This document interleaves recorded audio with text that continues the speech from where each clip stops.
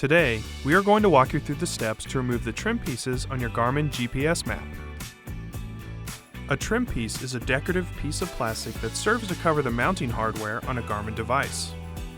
To remove the trim pieces, it is recommended that you use a plastic pry tool.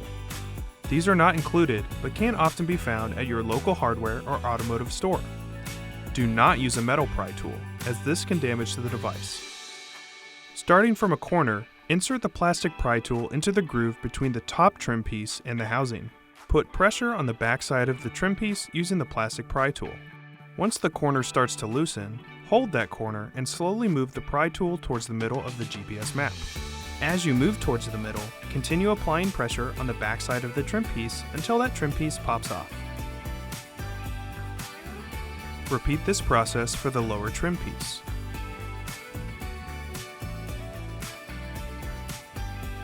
And that's it. Thanks for watching.